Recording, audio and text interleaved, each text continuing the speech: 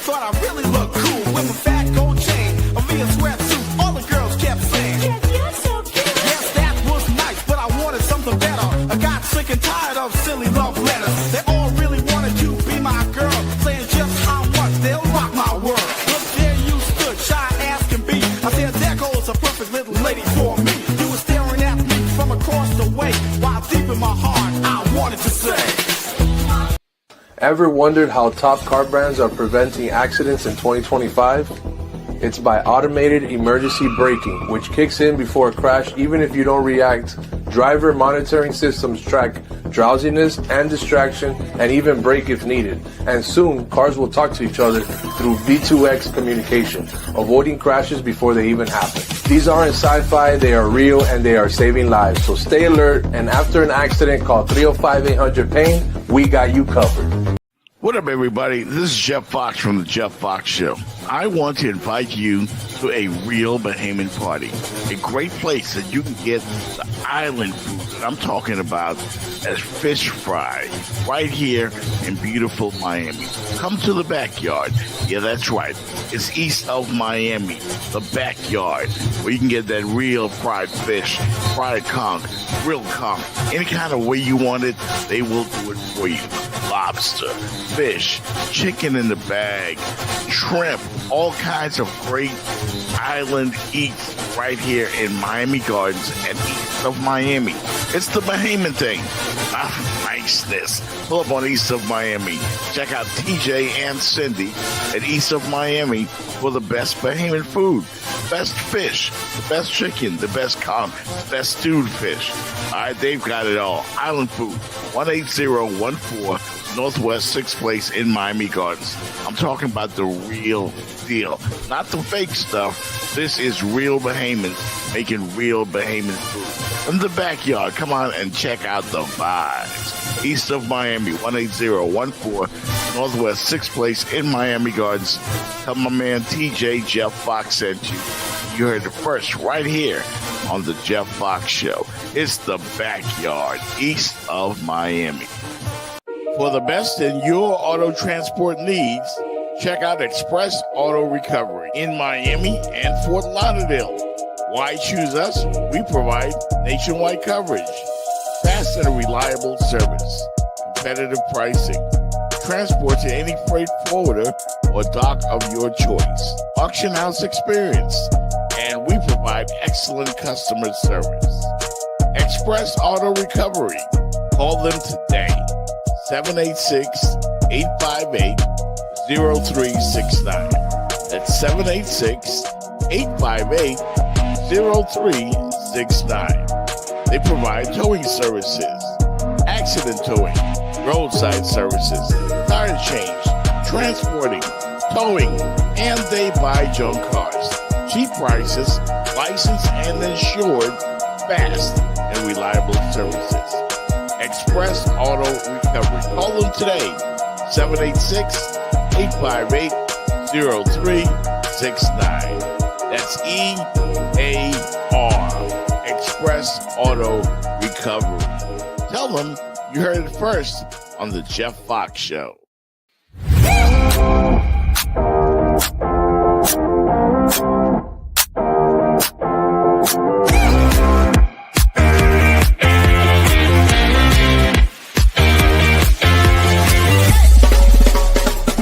The Jeff Fox Show, brought to you by Remix Sports Media.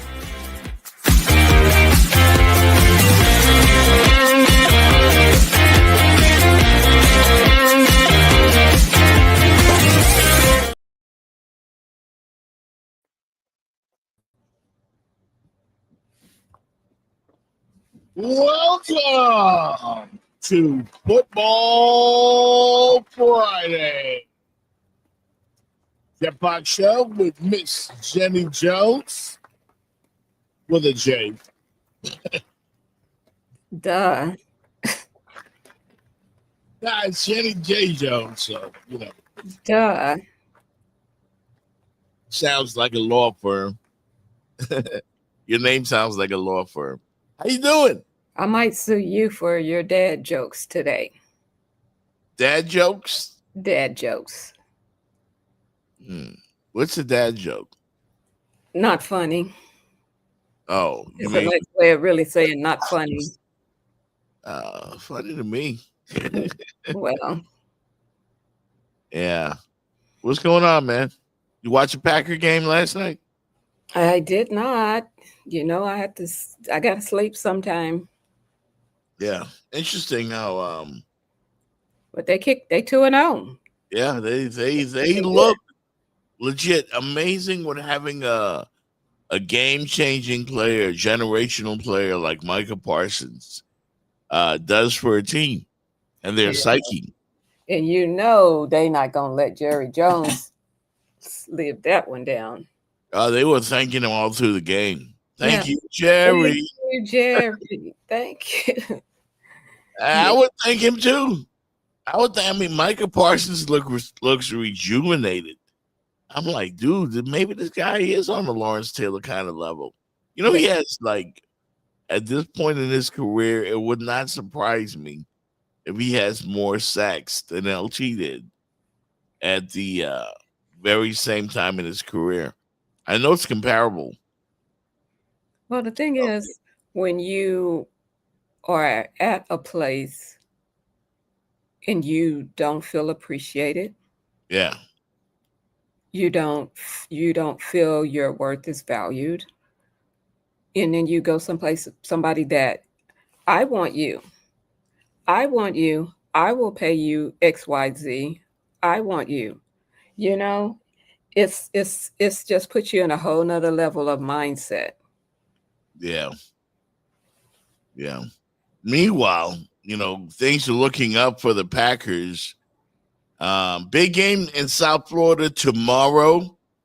The University of South Florida will be coming to town to take on our Miami Hurricanes. We'll get into that. We'll get into your Miami Dolphins, offer some predictions on the football games this weekend, and we'll touch on this big fight tomorrow going down in Vegas. So we'll get into that as well. Welcome to the Jeff Fox Show once again, powered by Remix Sports Media and sponsored definitely by 305-800-PAIN. That's 305-800-PAIN. Car accident, slip or fall. They do it all. So definitely hit them up, 305-800-7246. That's 305-800-7246. 305-800-PAIN. Mention to them that you heard about them right here on the Jeff Fox Show. So we'll get right to it, Jenny Jones. South Florida, the Bulls, they come to town tomorrow. Fresh off of two back-to-back powerhouse knockouts of two ranked teams. They're on quite a roll. They got Boise State in week 1. They got the Florida Gators last week. Punched them square in the mouth. And definitely, they look formidable. Do you think there will be a match for our Miami Hurricanes on tomorrow? I mean, if they can hold on like they was like and keep playing like they were playing, I mean, just keep on that roll. Momentum is everything. Momentum is everything. And if you on a roll and you feeling good and you balling out, I say they're gonna keep rolling, just like rolling on the river. Rolling. Good morning, Jordan Tucker. Good morning. That momentum, when you are feeling it like they were feeling it, I feel like it's your job to come take it from me. I'm already seeing the W in my pocket, and it's your job to come take it from me. So I feel like they are that mentality. That's kind of where they are. Like, yeah, we back. I feel like they're thinking we're back. I think they are going to get reminded of exactly who the Miami Hurricanes are. They're going to get reminded of that, definitely. Good morning, Fitz Davis. Good morning. Is that my man Jordan? Yes, sir. Always. Good morning, Casey. Is that Jenny? Where's your dirty bird? Come on, it's Football Friday. I did not tell you that I do not have unlimited jerseys like some. I have regular clothes in And, my who, closet. and who's this unlimited? Yours, Jordan, don't be pointing over at the me. kettle, the kettle. What did my Hey. grandma used to say?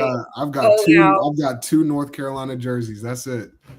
This cat, That's all I you got, man. traded jerseys probably with people that you played against. You probably got a couple Miami Hurricane jerseys when you railroaded the 600 yards. You took jerseys that day, didn't They were all torn up. I couldn't get a good one. you? Good morning, Jeff. Good morning, sir. Check your sound on your microphone. Yeah, Okay. doesn't as bright as ours. Like you're like, Am I low? no, you're not low. It's but a little. just- It's a little It's muffled. out. It's a little It's muffled. muffled or something. Can I do this? Can I log out and come back on? sure, Let me do absolutely. that. We may not be here. I will be here. I love you too, Fitz. We'll be here. So we were just talking about South Florida coming off of a couple of wins, back-to-back wins over top 25 teams, and looking rather impressive in doing so. Yep, Absolutely. yeah. Absolutely. I Yeah. don't feel. I think their streak is going to run out tomorrow because You have no ye of little faith, Jeff Fox. I don't want to have faith for South Florida. I want them to get smoked. I am a Hurricane fan. I bleed orange and green. Well, You but you still got to root for the other Florida teams too, though. Yeah, but not when they're playing the Canes. Well, not when they play in the Canes, but I'm saying I'm with the Canes, but I'm just saying if some of the other Florida teams, you got to root for them too. Yeah, Fitz has changed my thinking a little bit. Well, are you gonna be your own man, or you gonna be Fitz's man? Definitely my own man, but I'm gonna be Canes. Canes and nobody else. It's Canes and nobody. Tell them, man, Jordan. It's like when you become a fan of a team, like I'm a fan of Raider Nation and the Miami Hurricanes. Nobody else matters. Right. Nobody else matters. Right. It's Just us. It's true, Well- especially when it's in-state teams. You can't root for the other team at No. all. I You, root you when they hope, not you, hope, you hope they don't even show up off the bus. when they not playing each other. I can root for them. No. I like to because I'm an Atlanta Falcons fan because they were my first love, but I also root for the Dolphins. Now, when they play each other, I have mixed emotions, but either way it goes, I come out with the W. Either way it goes. It don't work that way in sports. It It don't don't. work that. This It is don't There's my world. a winner and a loser. This is my world. play. And this is Okay. how I see it. These are my blinders. And in my world, it works that way. And yes, there is a winner or loser, but I'm saying it's between them. Right. But as far as me, I come out winning and smelling like a rose. Either way. I get. Good morning. Am I better? No, but we'll tolerate it. Yeah. Ooh, Yeah, you sound like you're in Underwater. really? I'm back in Detroit. I wait, logged off. I did that link. Jeff, you want to send me the link again? This is Jenny's link. you ever went in the It's pool? the same link. Same thing. When you get out the pool and there's water in your ear. Oh, yeah, that's what I You sound like. listen to not get no links from me anymore. What you talking about? Jeff, send me one. Jenny did this on purpose. Yeah, Jenny trying to Sabotage. yeah. I took care of Jordan. Let's So do one more time, Jeff. You send it to me, Jeff. One more I did time. get the I'm link from sorry. Jenny. I do have to You know shout what? out on that one. I might have to get my knife because y'all trying to play with me today. Jenny has questioned Fox's manhood, says Magic City. She's just expressing her opinion, which she's entitled to. But I'm just telling you, it's Miami or nothing tomorrow. I think there's going to be some fireworks going off in that game a couple different times for Miami. Yeah, I mean, think, USF's got a good defense. I mean, right now, 2 games in, where they're 2-0. I think they're top 20. Yeah, they're 18 in defense. So that's where you have to beat Miami if you're going to beat them. You got to beat them on defense. You have to stop Carson Beck. Can they stop Carson Beck is the question. yeah, he's been awfully impressive. Yeah. Awfully impressive. Carson Beck, I mean, he's been at the top of his games. I definitely want to send a thank you note to the University of Georgia. Thank you.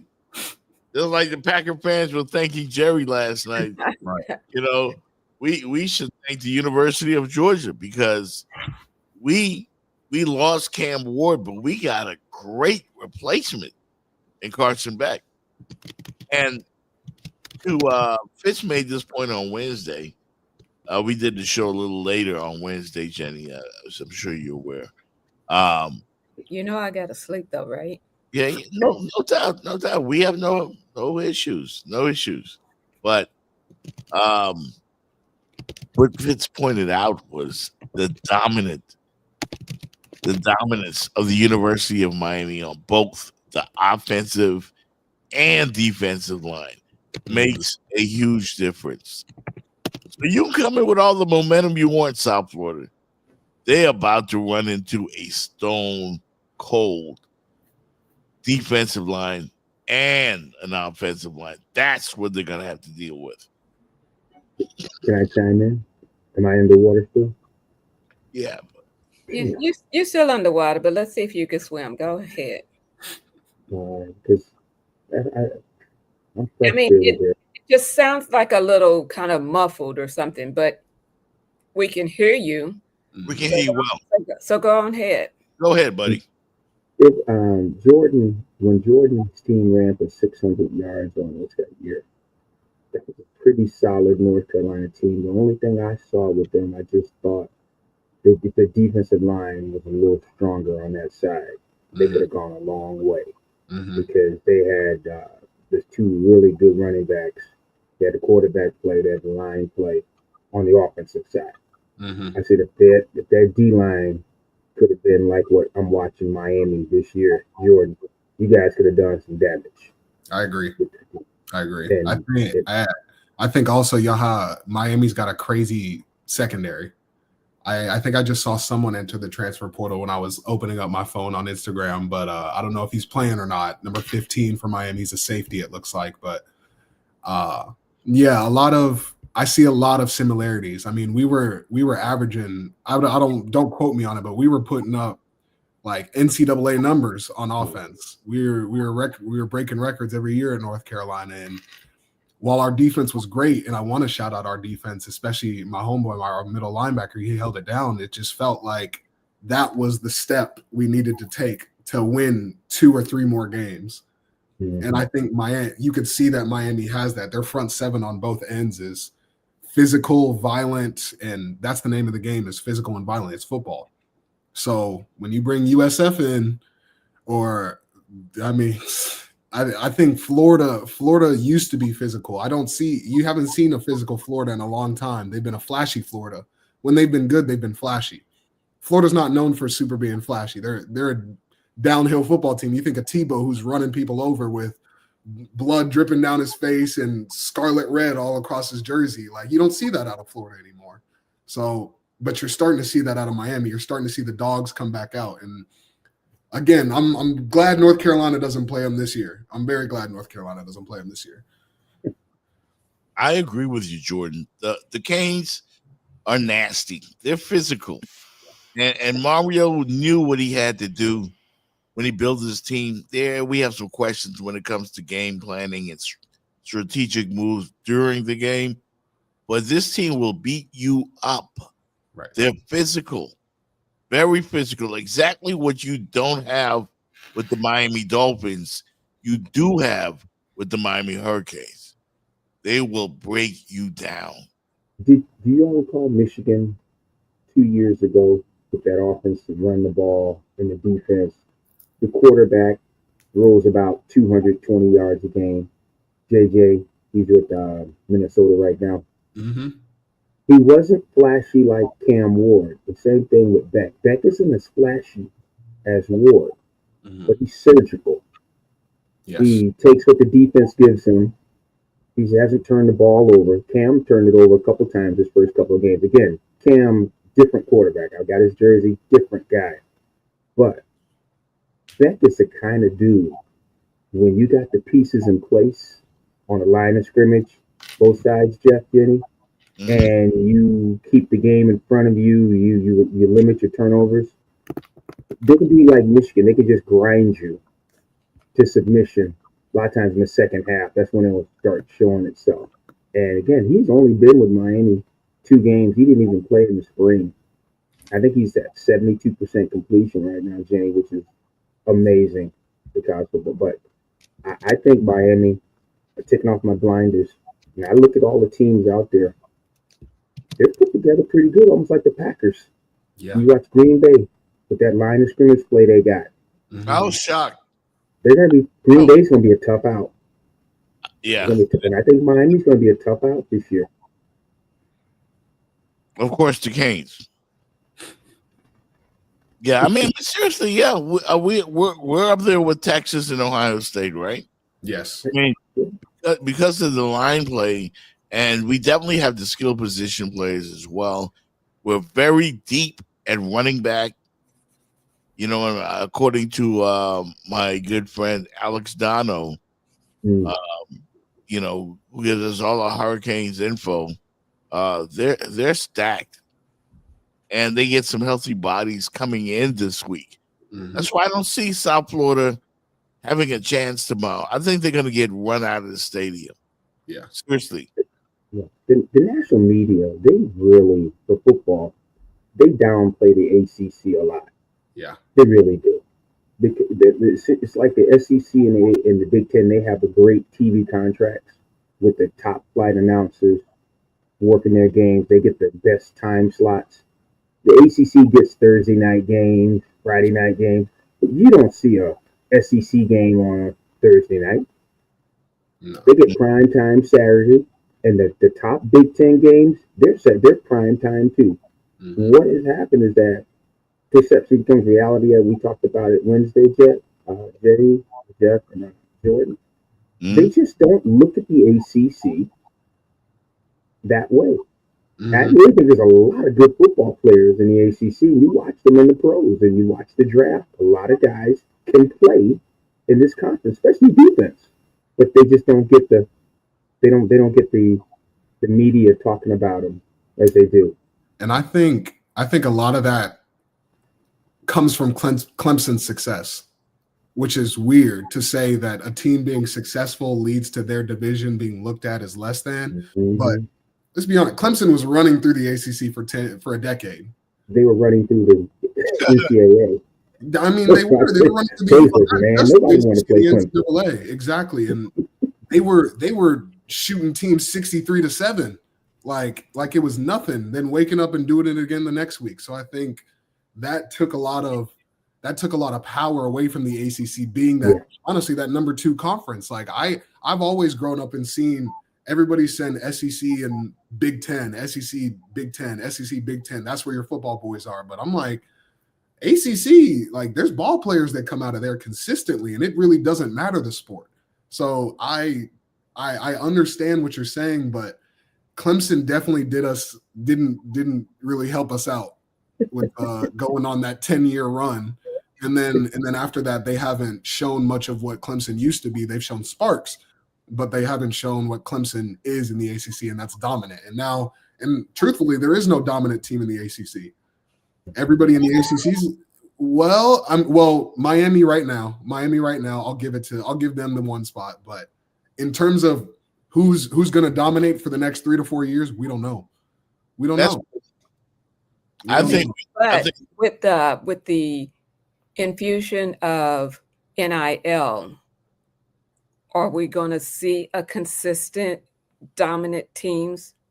Because people are, they're moving around. So there goes that. I feel like that's a big wrinkle in the consistency as far as dominant teams. Yeah, I mean, you're seeing a little bit start at Duke. Honestly, if I were to pick one ACC school out, you're starting to see a little bit happen at Duke. I mean, they've been known for football before I think any of us were born, but like they got a legit quarterback now, and they paid for him. And I think that's the name of the game. It is pay to win. It's just like a video game. I hop on the video game with my boys. The best teams are the ones who you spend the money to make that team.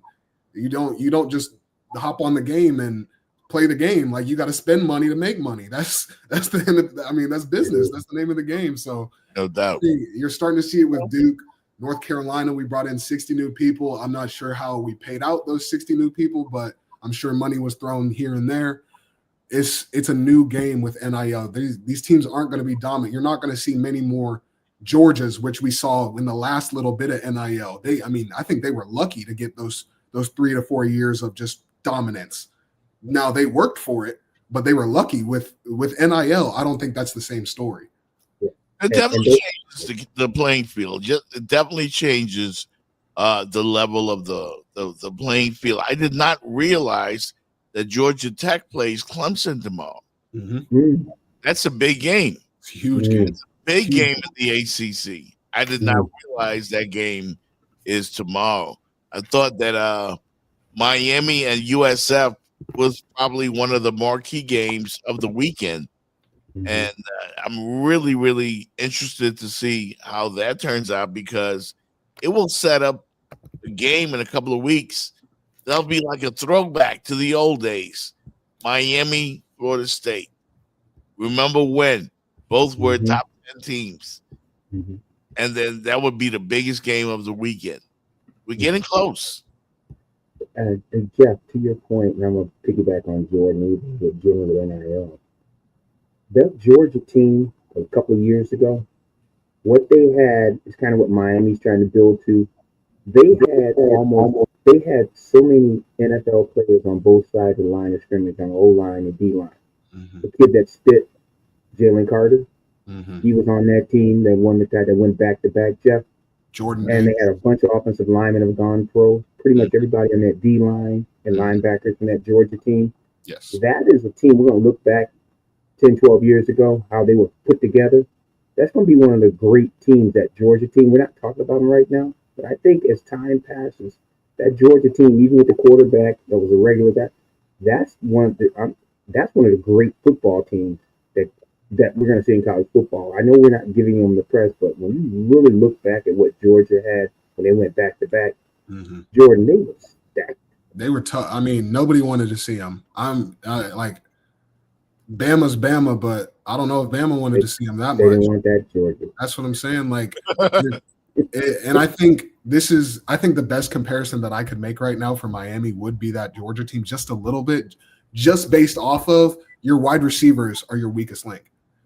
If that's the case, yeah, we're good. We can tote the ball and we can stop the run.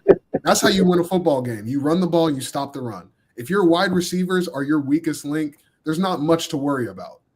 You just got to say that one more time for our Miami Dolphins fans. You do what? You got to run the ball and stop the run, which I really thought was going to happen Sunday versus the Colts. I'm sorry, Jeff. That was a tough one. I was watching it at work. Every time I did laps at work on the gym floor. Every time I came back, the score was a little bit bigger. Yeah. We're gonna get to the bad reputation the Miami Dolphins have created for themselves across the NFL. But final thoughts on the USF Canes game. You guys feeling? I mean, I know you're all leaning towards the Canes, but you see a close game. You see South Florida putting up a fight, or do you see a blowout? Just real quick, I think it's tough for any team to walk into another hostile environment and go play like that again. How they played versus Florida, you could have called it perfect. It wasn't perfect, but they won the game, so you could have called it perfect. I think it's extremely tough to do that, not just against a good opponent, but a better opponent, and especially the next week. So my vote's with Miami by a couple touchdowns. Oh, Magic City's going all in. He said 45-17. Yeah. I agree with Magic City. I think Miami's gonna romp tomorrow. I think it's gonna be maybe, and I'm not trying to say that Boise State and Florida should not have been ranked. They were who they were. They were top 25 teams. But Miami is a different ball game. Right. And I think Miami's gonna punch them in the mouth early and often. Can I say, if they do, like what did Michael Irvin say? Put your foot on their neck and break out their heart. Yeah. Yeah, they need to do one of those. That's what they need to do, and just establish that we are here. The Canes are back. That's what they need to do. Just go ahead. Now, I'm taking off my fan hat, looking at it as an analyst. The Canes are going to go as far as Carson Beck takes them. And he looks like a guy that's on a retribution mission for all the things that people said about him last year, calling him a bum, calling him the issue with Georgia. Remember, he was crying after the game at Notre Dame? Jordan knows this better than anyone. When that gorilla is off your back at 800-pound pressure, and then you can just play. I think, what was he, 15 for 15 against, I don't think anybody says, it's hard to hit 15, 16 in a row as a quarterback against anybody. He was throwing down the field, too. And he's doing a check down. Jeff, he is the reason Miami, I put them in a national championship hunt, is Carson Beck. Yeah, he looks he's one of the top 3 quarterbacks in the country right now. They have talked about this guy, but if you look at his career that he played with Georgia, I think he's a 67, 68%. That's great. And now he's got the duo in college football right now. Baby Jesus and the kid Daniel. They're not dropping anything. No. That's just going to make a quarterback even more confident when he knows he can throw it out there. They could beat the brakes off USF. Yeah. And another reason USF should not be too optimistic coming into Miami tomorrow, we find out from Alex Dono from Locked On Canes. The Hurricanes are having some more weapons available this weekend. Good luck. Yeah, big weapons. Jordan Lyle started the Notre Dame game, which tells you he earned that respect from his coaches. Got banged up early in that game, didn't play much against the Fighting Irish, didn't play at all against Bethune-Cookman. So your starting running back is back this week. And, during his absence, Mark Fletcher has looked fantastic and Marty Brown has looked fantastic. And, you also, of course, against Bethune-Cookman, you got playing time as well for Chris Wheatley-Humphrey and Gerard Pringle, who both played well. Pringle scored a 30-yard touchdown. But, you can expect that top 3-headed monster at running back is going to be whole again with Jordan Lyle, who, by the way, scored a 90-yard rushing touchdown against that USF defense a year ago. And JoJo Trader is going to be back at receiver. And I cannot wait to see how big of a part he plays in the offense, because you talk about earning things in the offseason. Again, Mario Cristobal doesn't give out the jersey number 1 by accident. He reserves that jersey number to players who earn it with excellence on the practice field. JoJo Trader. Remember the name. Look for the name tomorrow. JoJo Trader. I heard about him. Alex have told me about him in the off season.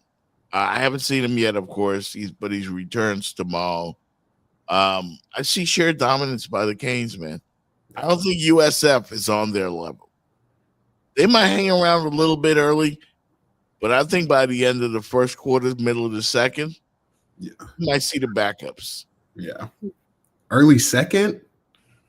By at least, we might see the backups at least by halftime. No, so I've been in this situation. They're gonna play the first drive of the third quarter if it comes to that. They'll go out there and tell them, all right, let's just get you used to starting another half. Let's just get you in the feel of starting another half. So you go out there, you have one play touchdown. Coach, you look at the coach on the sideline like, am I done? Am I done? And then who knows? But if anything, you'll see them for that first drive, and then they're done. They're done. I got a question for Jordan, Jenny. I know Jordan's your namesake. You love him. Jordan, when you guys beating up teams real bad. You're a lineman. When you did that one drive and got out of the game, did you sneak some food on the sideline? Listen. I have to shout out to my trainer Kelsey. I know she probably will never see this. They give you She's down kielbasa. in Florida right now, I think. But I mean, love of my life as a trainer. She was my best friend. She had my gummy bears on stat. Yes. She had my gummy bears. She used to get me a shaker bottle full of gummy bears, and I would just put my hand out while I'm getting chewed out, or somebody else is getting chewed out on the sideline, and she'd throw about 6 or 7 in there, and then I'd have my own Welch's fruit snacks in my pocket if I'm not playing. So I was definitely a snack guy. I can't lie there, and all my teammates knew. All my teammates knew who to come to if they needed some gummies. No doubt. Hey guys, we're gonna come back and talk about our Miami Dolphins. They got big problems in week 1 of the NFL. Week 2, it doesn't get any easier with the Patriots and Buffalo looming next week. How we fix these Miami Dolphins. We'll take some suggestions from you. Coming up next on the Jeff Fox Show with Jenny Jones, Fitz Davis, and Jordan Tucker. We'll be right back. Did somebody just hit you and ran off? Here's what to do after a hit and run accident. First off, don't chase them. Stay calm and call 911. Second, take photos of everything. Your car, the damages, the scene, and look for cameras and bystanders nearby. Third, see a doctor within 14 days. Even if you feel fine, most injuries don't show up after a hit and run. It typically takes a couple of weeks. So this can really cost you if you don't take care of it right now. And most importantly, call 305-800-PAIN. We'll walk you through what to do next and to help you get the care and compensation that you need after this accident. Even when the other driver runs, you're not alone. We're here for you. Ever wondered how top car brands are preventing accidents in 2025? It's by automated emergency braking, which kicks in before a crash even if you don't react. Driver monitoring systems track drowsiness and distraction and even brake if needed. And soon, cars will talk to each other through V2X communication, avoiding crashes before they even happen. These aren't sci-fi, they are real and they are saving lives. So stay alert, and after an accident, call 305-800-PAIN. We got you covered. What up, everybody? This is Jeff Fox from the Jeff Fox Show. I want to invite you to a real Bahamian party, a great place that you can get the island food that I'm talking about as fish fry right here in beautiful Miami. Come to the backyard. Yeah, that's right. It's east of Miami, the backyard, where you can get that real fried fish, fried conch, grilled conch, any kind of way you want it, they will do it for you. Lobster, fish, chicken in the bag, shrimp, all kinds of great island eats right here in Miami Gardens and east of Miami. It's the Bahamian thing. Niceness. Pull up on East of Miami. Check out TJ and Cindy at East of Miami for the best Bahamian food, best fish, the best chicken, the best conch, the best stewed fish. All right, they've got it all. Island food, 18014 Northwest 6th Place in Miami Gardens. I'm talking about the real deal, not the fake stuff. This is real Bahamians making real Bahamian food. In the backyard, come on and check out the vibes. East of Miami, 18014 Northwest 6th Place in Miami Gardens. Tell my man TJ Jeff Fox sent you. You heard it first right here on the Jeff Fox Show. It's the backyard, east of Miami. Now that you've had time to think about it, do you stand by what you said, or is there anything you would like to modify? Well, saying what? I don't know what you're referring to. From your standpoint, why is it that when you do have turnovers, they happen in bunches? I thought that was a wild comment. That I turned the ball over in bunches. That's crazy. It just so happened that's what happened today. You were questioning why you were being asked that question. I don't think I questioned it. I thought I said it was crazy. Okay. Yeah. So I think that's two different things with questioning it. But it's not like I look to go out there and throw interceptions, you know? It's not like we look to go and turn the ball over or, fail on a certain play. There is no more guarantee that your season's cooked than the players only meeting. I mean, you're cooked. Oh, it's happening. It's over. When I was approached, they come up, hey, I think we should have a players only meeting. I don't. What do you want to say? Say it to me right now. I'll say it to everybody else. Why are we having a players only meeting? And then I think the point of the players only meeting is so people can leak out who talked and what they said during the meeting. I think that's the only point of it. I haven't really been a part of many of them that led to anything other than more finger pointing and people getting fired at the end of the year. Oh boy. That's what they're saying around the country about your Miami Dolphins, South Florida. Like the lackluster performance last week. Nobody is giving this team any chance of turning things around. Everybody's calling for Mike McDaniels, head Chris Greer. They're saying this team is cooked around the country. But you know what? If they beat the Patriots on Sunday at home, they could turn things around. Are you at least a little bit optimistic, Jordan? You've been in that locker room. You know what it's like when you're going through a tough time. Any sort of optimism regarding the Miami Dolphins? I've got some optimism, but that's tough to hear from your leader. Honestly, that'd be tough to hear as an offensive lineman. It just feels like there's no accountability, and that's what I've been seeing all on social media. Is just people are questioning the accountability of Tua because the turnovers were coming in bunches. It's not a crazy question. You have multiple turnovers. That's a bunch. I just looked up the definition of a bunch, so I didn't sound wrong. Webster. All right, Webster. Hey, Carolina graduate here. I just had to research it so I could figure out what a bunch is before I go off on Tua, because this is unacceptable. You just got to take accountability. If they say you were turning it over in bunches, say you're right. We'll watch the film. We'll dial it back, see if we need to hand the ball off more, or if we need to set up some quick stop plays a little bit more, just less down the field play action to where the D-line can get to you or the defense can read your eyes, and we'll move forward from that. I'm not a quarterback, and that just came off the top of my head. I'm sure that would have been more accepted than what he said, and I understand the wanting to snap back at the media because the media doesn't play the game at the end of the day. He's the one that's out there. But you're also the face of your organization.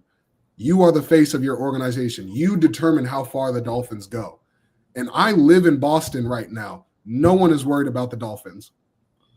Can I say they're not worried? Wow. They're not. They're saying we're going to go down to Miami. We're going to get a dub. We had a tough game versus the Raiders, but they don't even see Miami as the same caliber. They think, okay, we'll go down and handle Miami, start the season 1-1. But we're not on the same caliber. Even a non-Brady led team, they're still above us. We're at the bottom of the AFC East. We're at the bottom. Yeah. Even the Jets are looking good. And even if we do beat the Patriots, I'm not saying we're back. I'm not saying we figured it out.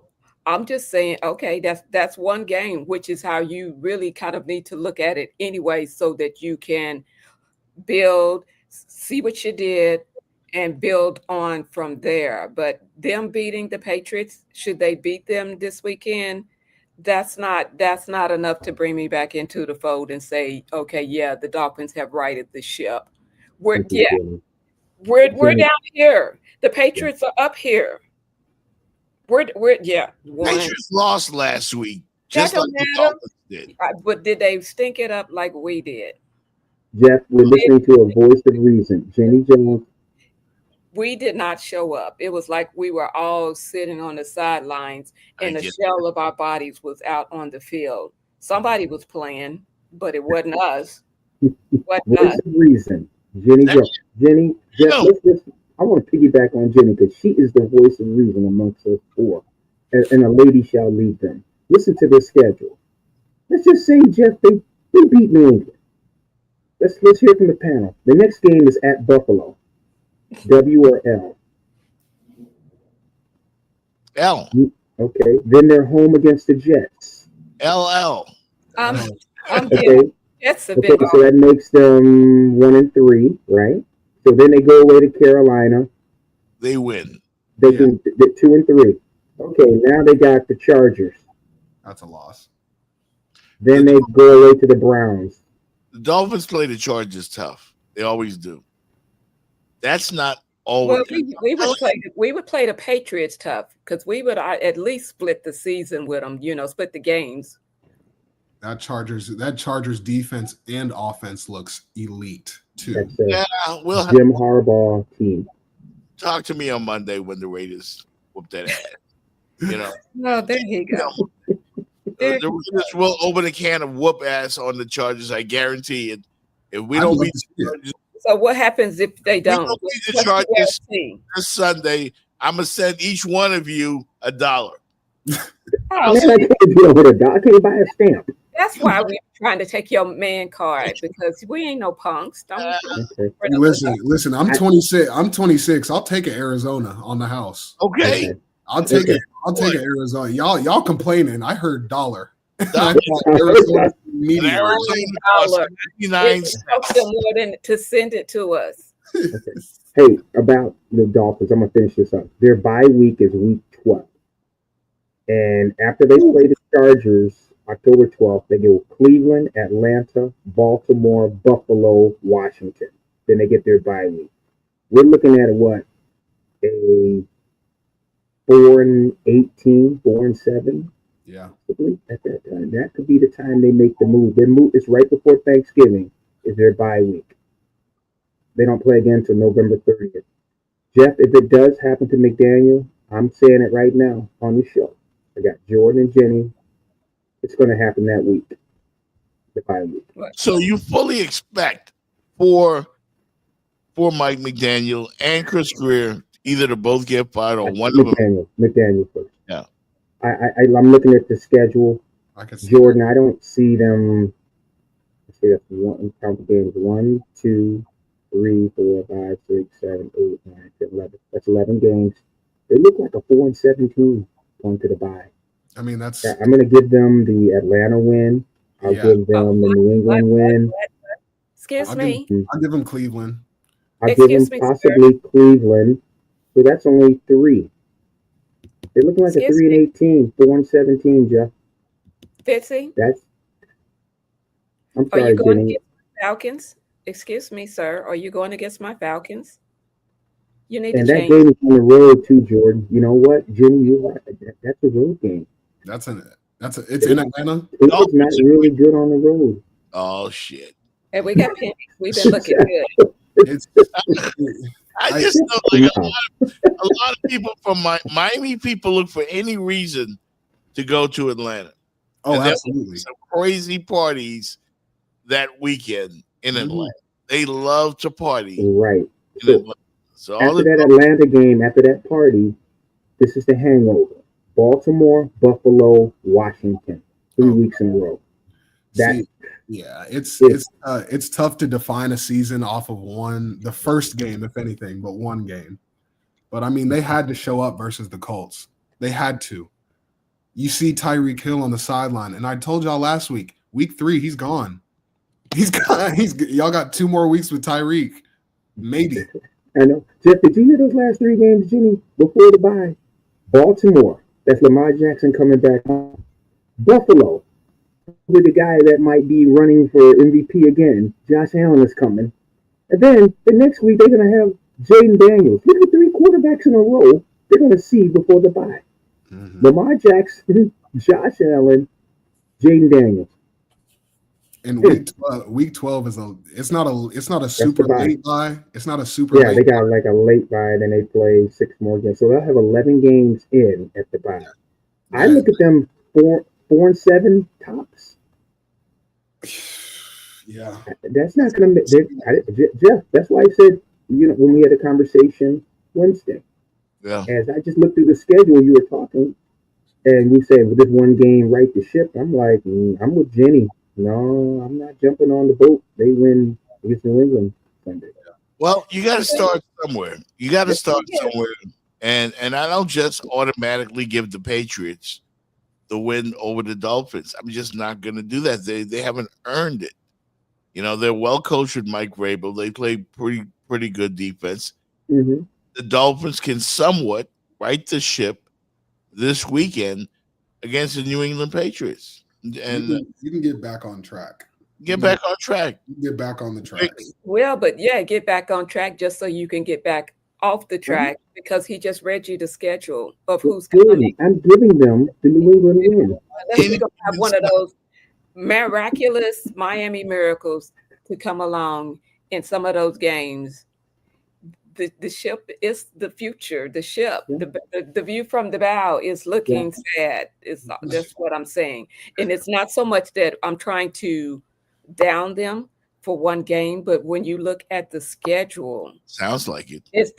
I mean, not a lot of hope that you can really take from that, because what I've said and what I will continue to say is win when you're supposed to, because they was expected to win against the Colts, and then go take a couple of those games that they already have written you off that you're not expected to win. And that's how you end up with a better season and get to some playoffs. You got to win. There you go, Jenny. And win when you're not expected to. That's how you do it. Not you just stink it up and didn't even show up for the game. That's one game. Haven't you guys listen? Haven't you guys ever seen a team play a garbage ass game and make you think that's the end? It's just one game. It's one game, I've but seen that. you look down the road. When you look down the road and you look at the other games, Jeff, realistically, I want the Dolphins to win. Want the Dolphins to win. Like Anybody listening out there, I want the Dolphins like to win. All three of you sound like you're rooting against the Dolphins. No, we're not rooting against them. We're trying to be realistic. We're striving to be realistic. When we look at the schedule, I mean, you didn't show me nothing to where you think that I should think that you're going to win those games. That you haven't showed me anything.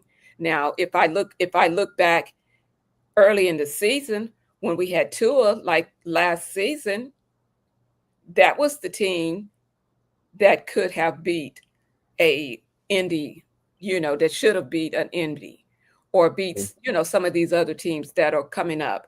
But the team that we just saw last week, no. I'm saying don't base your opinion on last week. Every week is a different game. Every week is a different game, but those other teams are they just going to automatically start sucking because we want the Dolphins to win? Well, I'm sorry, Jeff. You called me out with the last statements you just said. The three of us are against her. I'm just going to give you some data. I think that's why you give me the platform, because I'm not a fan. Okay, Dolphins since Chris Greer, Jordan, Jenny. I did some homework. I sent it to Jeff the other night. We might bring it up. But as Chris Greer has been the general manager of the Dolphins, I believe they are one game above 500. This is his 10th season. Whoa. This is his third coach. He had the guy Adam Gase. Yep. And we got McDaniel and who's the other? Brian Flores. Brian, the one that we said that he shouldn't elect. Should not have let Should go. not have at all. So he's on his third coach. They're 500. That's why I said Dolphin fans really need to temper their expectations. You're looking at a decade of a team that's pretty much 500 team. And we're expecting them to go 11-7, 12-5. It's not in the cards. And so Jimmy just said that game against Indianapolis is why I'm saying what I'm saying. They needed that W. When you look at their schedule, based upon there being like a 500 type of team, that's why I said this season. I said, because you look at their schedule, Baltimore, Buffalo, and Washington before the bye. There's none of us on this panel would put money on them winning one of those games. Well, I would $1 on it, but they still have a chance. I mean, I got a chance against Mike Tyson. I got a chance. I'm walking around. I got a chance. There is a chance. There's I got 80 feet. I got 80 feet of chance. How fast can I run? How long can my legs go? You know what the problem is, Jordan? I'll tell you real quick. You know what the problem is? Nobody believes in the Miami Dolphins because nobody believes in the leadership of the Miami Dolphins. Nobody around the country. The talk of the NFL is how bad the Dolphins are. They can start to change it this weekend against the New England Patriots. And once you get that locker room to believe, because everybody thinks they're soft. You know, all the talk shows around the country, they're all down on Miami. And that may not be a bad thing because you can catch somebody slipping. But the players, at the end of the day, too, the players got to play the game. You can say, you can blame the coaches, you know, and especially in situational, you can blame the coaches when they don't call you when they don't call you the right play. But the players got to play the game. You didn't stop knowing how to catch the ball just because the coach called the wrong play. You didn't stop knowing how to run the ball or defend the ball just because the coach called the wrong play. So the players still have to play. Now, do we blame Chris Greer and Mike McDaniel? Yes, we do. But they also weren't out on the field dropping balls and, you know, throwing interceptions and fumbling the ball. I think one thing that we haven't talked about was the player-led meeting, and it's week one. I think as someone who's, I guess, been in the team meeting room when we've had the player-led meetings, I've never seen one week one. I've never heard of one week one. I've never heard of one week one. That's something to worry about. That's definitely something to worry about. A week one player meeting means, I mean, realistically, you've had since May to have your player meetings. Yeah. You've had since May to get what you need figured out. And if you got a player meeting week 12, week 13, I get it. Every morale might be down. Everybody's hurting.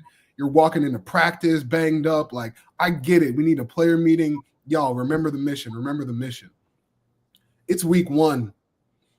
But that lets you know that that game also got in their psyche. Yes, but also even that's exactly what I'm saying, because even with that type of loss, even with the type of game that was played, I don't think there needs to be a player meeting. Y'all just need to play better. That's how I felt in most of my player meetings. I was like, I don't know what we're talking about. Just play better. Like I'm tired of hearing like that people shouldn't be walking in late to meetings. If they were walking in late to meetings week 1, they're probably going to do it week 13. If you haven't done anything to get them off the team and held them accountable, then what are we meeting for? Why are we Miami is the city of distraction too. These players can lose a game and then go gamble their game check and be all right. Like it's Miami. Like there's a lot of ways to distract yourself from a loss. So I think bringing the team together like that might not have been the best scenario or the best way to do it week 1. That's the only reason why I disagree, and I see a lot of troubled water, because if you're having player meetings week 1, that means y'all haven't been on the same page since May. But your key word that you said there, Jordan, was accountability. I take accountability for me, like to stand up, take accountability. Yeah, I was off my game. I cost my team with some costly fumbles and, just sloppy play. Call it what it was, sloppy play. But each person needs to go down the line and account for what they did. Everybody needs to be accountable and say, you know what? I'm standing right here and I'm telling you, I got your back. I'm going to play better. I'm going to do this, and then go out and execute that, last year the Dolphins had that guy from the UM. Calais Campbell. Yeah. As old as he was, Calais Campbell was a leader in that locker room. He brought the guy. The coach didn't always have to be the one to motivate the guys. The veterans sometimes do that. And I don't know who's that guy to motivate this team now. I don't see a Calais Campbell in that locker room. I think I don't see it. Yeah, your biggest and baddest dog is on defense right now, Minka Fitzpatrick. He just got there. He just got back. Yeah. He just got He just got back. He was on Pittsburgh the last few years. He just got back.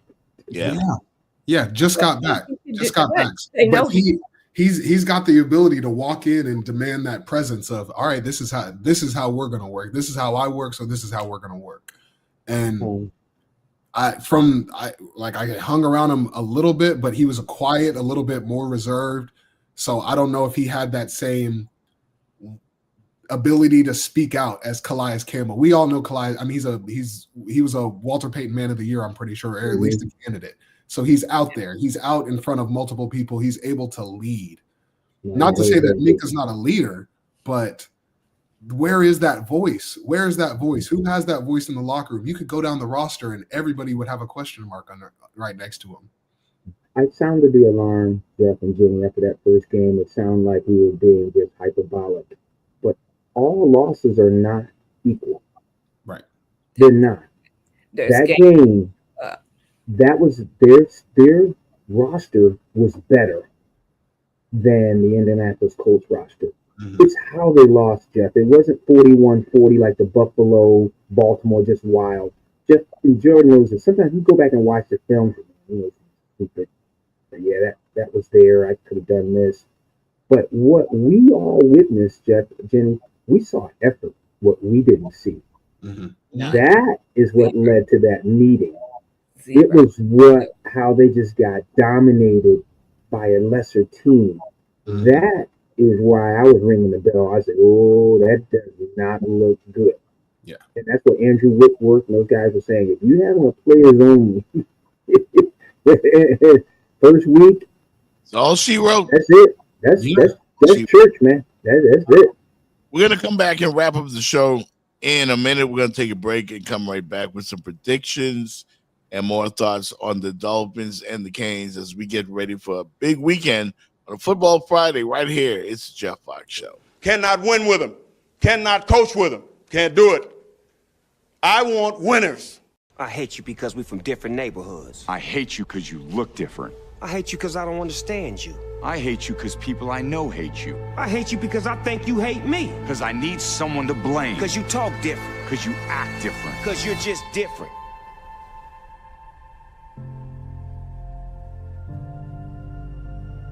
Man, I hate that things are so bad that we have to do a commercial about it. Me too.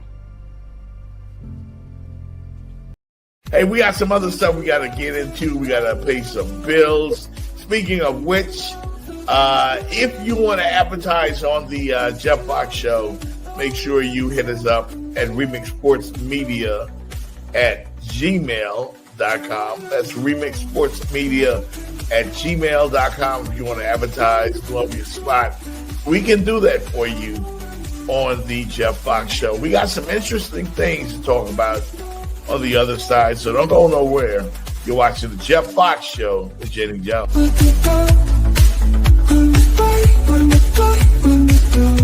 Did somebody just hit you and ran off? Here's what to do after a hit and run accident. First off, don't chase them. Stay calm and call 911. Second, take photos of everything. Your car, the damages, the scene, and look for cameras and bystanders nearby. Third, see a doctor within 14 days. Even if you feel fine, most injuries don't show up after a hit and run. It typically takes a couple of weeks. So this can really cost you if you don't take care of it right now. And most importantly, call 305-800-PAIN. We'll walk you through what to do next and to help you get the care and compensation that you need after this accident. Even when the other driver runs, you're not alone. We're here for you. Can we talk about a team that might be ass? Do you mean the Miami Dolphins? Yeah. I think with Mike McDaniel, not only as an offensive coordinator, but as a head coach, like snark don't mix with losing. His snarky, funny, sarcastic vibe only works when you're winning. Like, hey, we're catching up with Coach Mike McDaniel. And he's like running to the locker room, and the sideline reporter's like, there he is. Look at him being all silly. That Mike McDaniel vibe only works, I think, when you're winning. Because when you aren't winning, his whole vibe just comes across as apathetic. I also know that he's very, very much like most quarterbacks, to be honest. He sounds like that pageant girl when Mario Lopez asked her a question. Everywhere, like such as, and I don't know. That's not how a head coach talks to the press. It's a really weird comment, really weird soundbite. There's almost a vibe like he knows the inevitable reality, and he's probably going to be the first coach fired this year. It seems that way if they don't turn it around. Yep. I mean, that's what everybody's saying. Yeah. Everybody's saying it's over. Cue up to Johnny Mathis and Denise Williams. Yes, it's over. Call it a day. Sorry that it had to end this way. We said it Wednesday, Jenny. You weren't here. Perception, Jordan. Perception becomes reality. Mm-hmm. Yeah. People say you're soft, or they don't think you're serious. Enough people say it. People say, "Well, she's not a serious person." Everybody thinks they can beat up the Miami Dolphins. Yeah. Yeah. Everybody thinks they can out physical the Miami Dolphins. Yes. Wow. Jordan knows this better than anyone because he played at a higher level on the field. Jordan's team knew, all you guys just keep hitting Fitz. Just keep hitting him. Just keep hitting Don't quit. Just keep hitting him. It's not said in the media, but Jordan and his team in Carolina, just keep hitting him. Mm-hmm. Just keep hitting them. They're going to quit in the third quarter. They're going Jordan's seen the film. His teammates have seen the film. But they just will keep hitting Jenny, and teams will crack. That's what's happening in NFL. The word is around. Just keep hitting the Dolphins. Just keep hitting them. Yeah, they look all right first quarter. Just hit them. Keep hitting them. But if you look at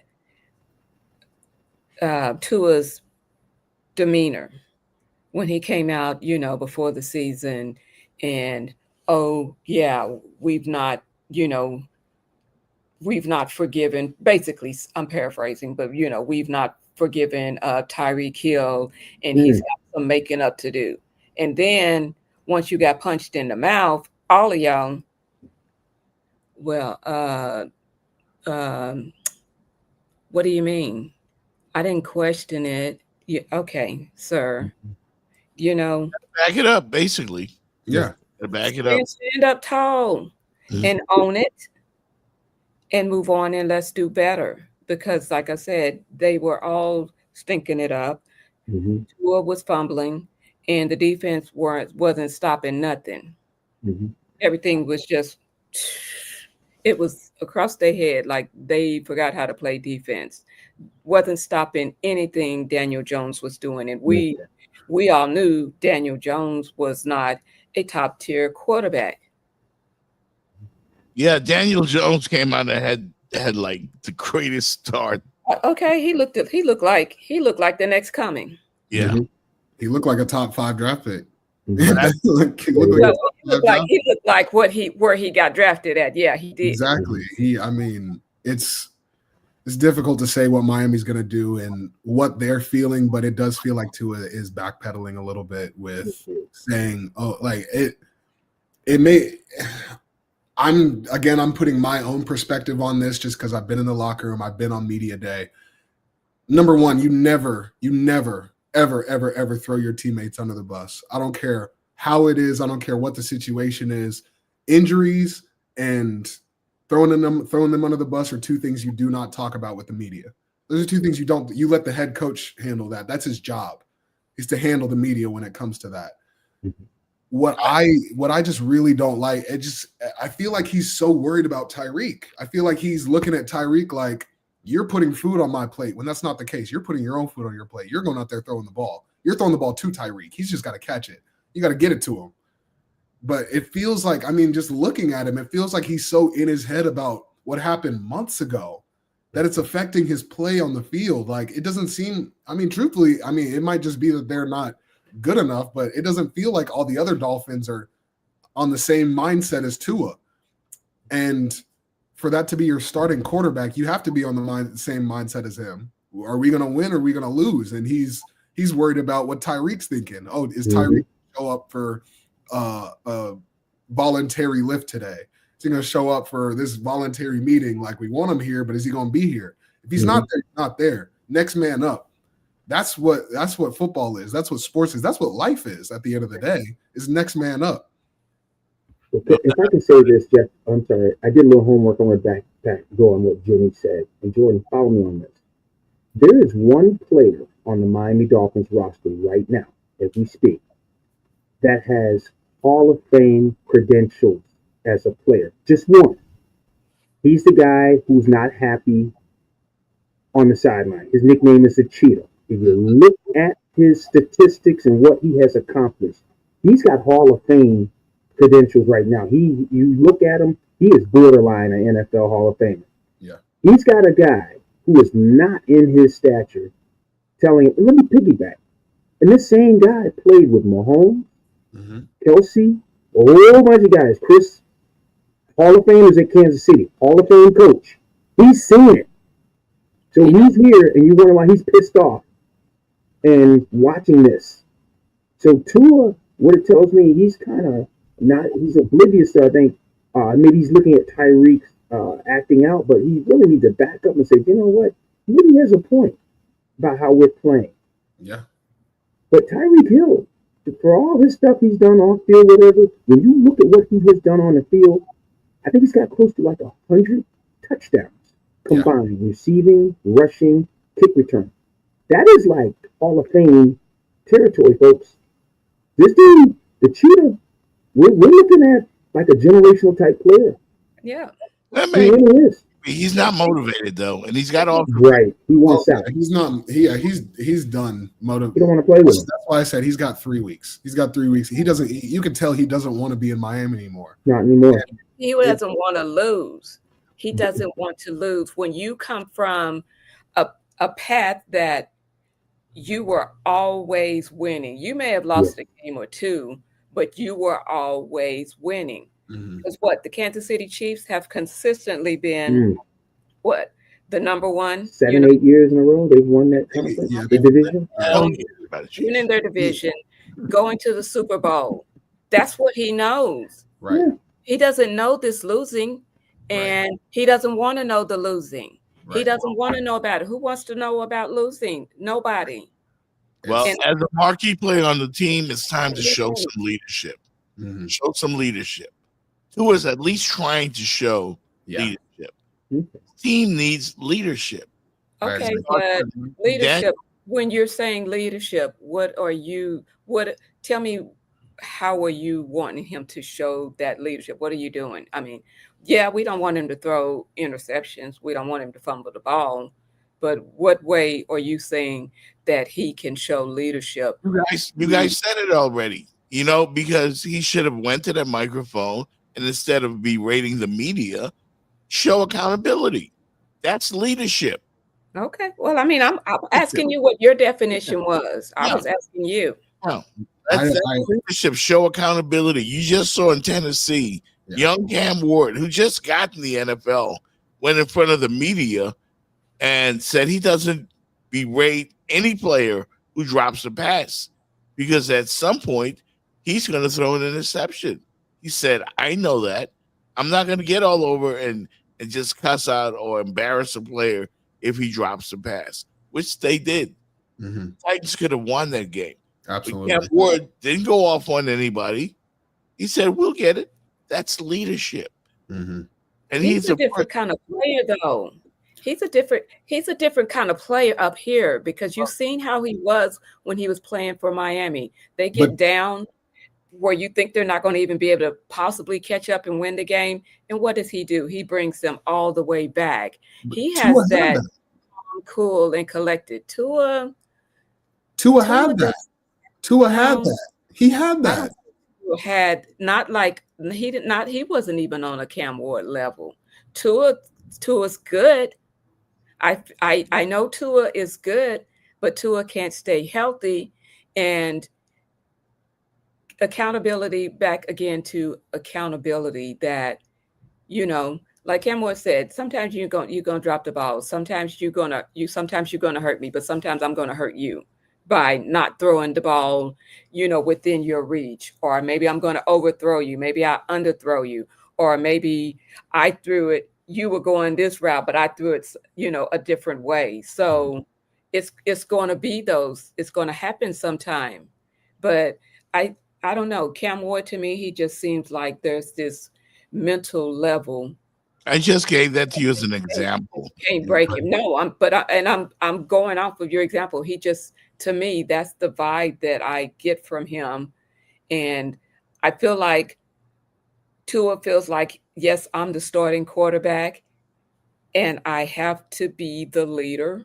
Yes. But maybe he's not the leader. You know what you get what I'm saying? That's exactly what I was going to say. I think he's just he put the weight of the world on his own shoulders, and it's showing. I think he's determined he's the one and only leader on that team, and he's going to be the voice of reason. And if that's got to be through the media, through coaches, through on the field play, like, it's going to be him. We're going to live and die by me. But when it came to be in front of the media, it kind of felt like he backtracked, because I feel like he wants to say that. I feel like he wants to say it's on me. But I don't know. There's just something different about the Tua this year. Because I was just going to say, you look at the Tua from 2 years ago before he got the tattoo and the haircut. I don't know. I think he's talking. Yeah. He's talking. We're looking at a different Tua. Jordan, Jimmy, can we bring this back to what those gentlemen were talking about with Mike McDaniel coaching, how he looks, and it works when it wins? I just read the game just happened with the Jets. Aaron Glenn fired. He just cut the punt returner that fumbled the punt. He says, we can't have that. We worked too hard to win. We lost that close game. It flipped the game. Right there. He's setting the tone for the Jets right now, that even though we're not excellent, we're working toward excellence. Striving, yes. Right? So they lost that game to it was a great game between them and Pittsburgh. Now, the thing with McDaniel, you would think after that Buffalo game, Jeff, somebody, how they say, you got to chop somebody's head off. I see that in the business language. When you're going down, you got to find somebody and make an example. Yeah. That game they just played with the Colts, somebody should not be on the roster this week. That gets people's attention. Offensive and line. To me, McDaniel should have found somebody, Jeff. Yeah. Boom. Just what Aaron Glenn did. Boom. Man, trust me, the Jets understand what's going on with Aaron Glenn, their coach. Well, I predict that the Miami Dolphins are going to bounce back in a big way on Sunday. And I think the Patriots are the perfect team because they won't lay down. But I think the Dolphins are going to find a way. Tua leading them, by the way. Tua. Yes, him. I think the Dolphins win 31-17. 31-17. And yeah, this Dolphin team scoring 31 points, you didn't see it last week. I blame that on Coach McDaniel. They were flat, completely flat. There's no excuse. Every single player in that locker room knows that. Are you going to Hard Rock Bet with that? What's that? Are you going to Hard Rock Bet with that 31-17? I will pick the Dolphins to win on Sunday. Yeah. I got $1 bet with you, Jeff. I got New England 17, and I got the Dolphins 13. I think it's 17-13. I think it's gonna be a low scoring game. Vrabel's gonna take the air out of the tires. He's gonna just play it close, and I think they're gonna win 17-13. I think New England is gonna take out the Dolphins this weekend. They have to play fast break football. They're not a physical team. Play to your strengths. Yeah. I think you'll see some quick passes. Tua is better when he's throwing the ball quick, predetermined reads. He doesn't read the defense too well. You heard Jalen Ramsey say to book on him, take away his number one option, and he'll panic.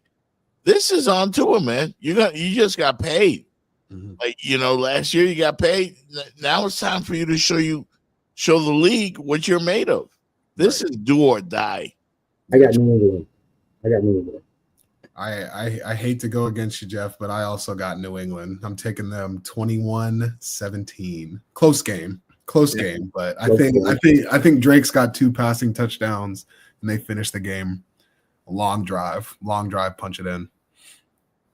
Wow. Help him, Jenny. Can you help Jeff? And I can't. I've already. Go ahead and pick New England. What? Go ahead and pick New England. I'm gonna come in here Monday bragging on all of y'all. Well, and then you're gonna have your bag out for your Raiders. So win some, lose some. Jeff's gonna be singing old Patti LaBelle, Michael McDonald. I'm on my own. I rather die with my Canes and Raiders, but I think we both win, and I think the Dolphins win. I'll revise that score 24-17, not 31-7. Yeah, That's the one that you were going with hard rack bets with. You can't change it once you done put your money down. 31-17. Dolphins win by a touchdown. They're not that bad, man.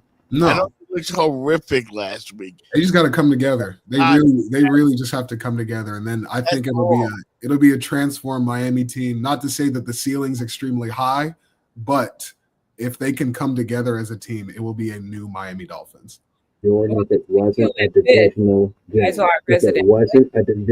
game, if they were playing somebody out of conference, yes, I would like this weekend. Yeah. This game means everything for the Patriots too. Correct. Yeah. It really does. It does. The great Michael Jordan said the ceiling is the roof. I don't know what that means. Don't ask me because they put it. They gave us shirts. They gave us socks with it on. The ceiling is the roof. They put it on our entrance walk in. I was like, what does this even mean? And he's still not here. He hasn't shown up. Ceiling is the roof. The floor is the bottom. Oh, by the way, a big fight tomorrow. Canelo Alvarez and Crawford in Vegas. A lot of people will be watching that fight. They're saying it's the fight of the decade. Yeah. So it's a once in a lifetime fight on Netflix. Canelo and Crawford. Wow. What weight class are they even in? Too strong. I guess the weigh-in is what, today, right? I think the weight. What are they, middleweights, lightweights? They are, let's see. They are. I don't know. I'm looking at it, but it doesn't say. It looks like super middleweight. That's what I'm reading. Yeah, I'm going with Crawford, though. I think Crawford shocks the world. I don't know who's the favorite, but I'm going with Crawford. Crawford is not lost. Never lost. He's super confident. He's savvy. He's a boxer. Yeah. And I think he beats Canelo up. Late round decision for Crawford. Can we do a show on boxing one day before this? Because they lost me. Boxing has lost me. Boxing has lost me too. They lost me too. It's a show. It's entertainment now. Everybody makes a check. That's how you look at it. Everybody makes a check. Let's just make it out alive. That's what it's turned into. Yes. And that's because we're used to the Muhammad Ali's, the Mike Tyson, the Money Mayweather, Foreman. That's what we're used to. So all of this is like loud noise. I don't get it. We used to follow them from the Olympics to the pros. Right. And we knew them, weight class. We knew them. I don't know these guys. I grew up loving boxing. I love to do a show on this, Jeff. I love to do this. Yeah. So, well, we got our picks in. We'll see about it on Monday. We all got Miami, right? We all got Miami running over South Florida. Miami over USF. Not even close. And we've got 3-1 against the Dolphins. Yeah. Quick prediction. Does Florida bounce back against LSU or no? No. Yes. I'm picking the upset. That's not a big time LSU offense. Where's that game? Death Valley. Oh shit.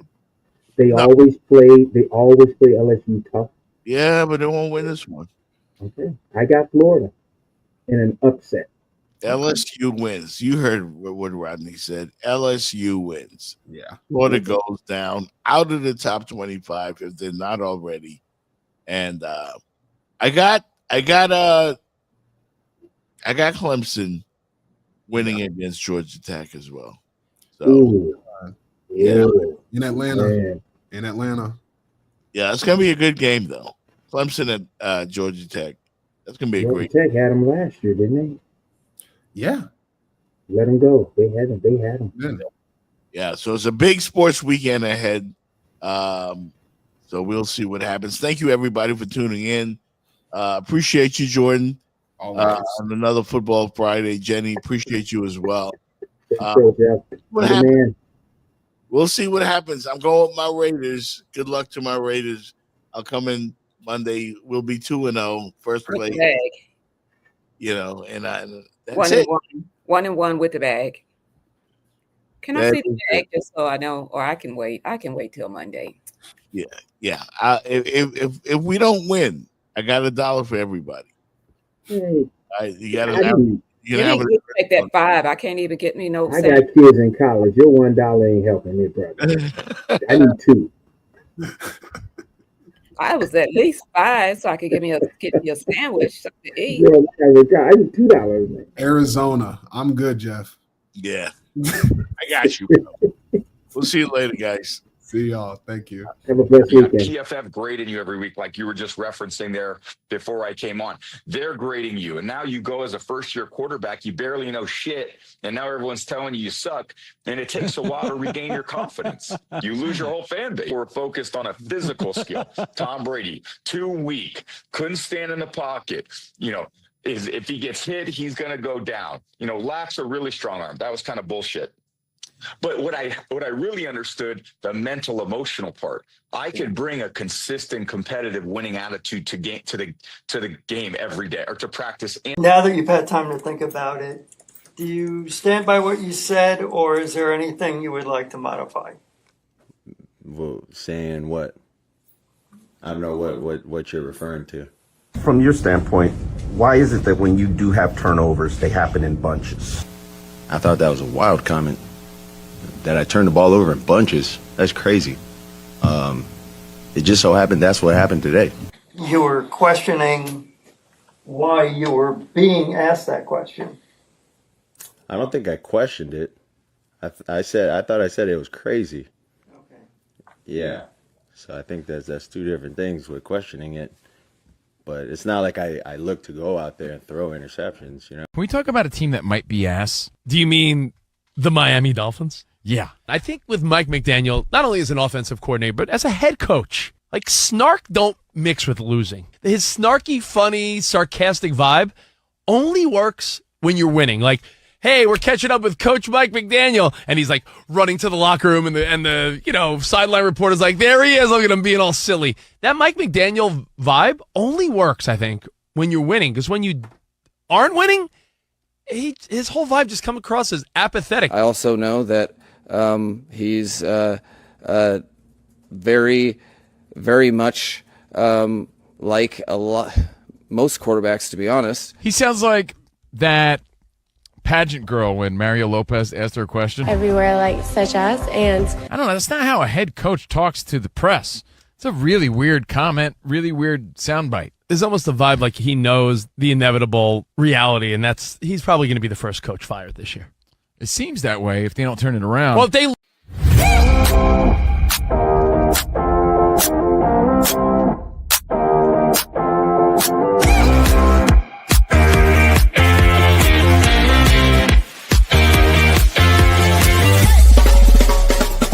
The Jeff Fox Show, brought to you by Remix Sports Media.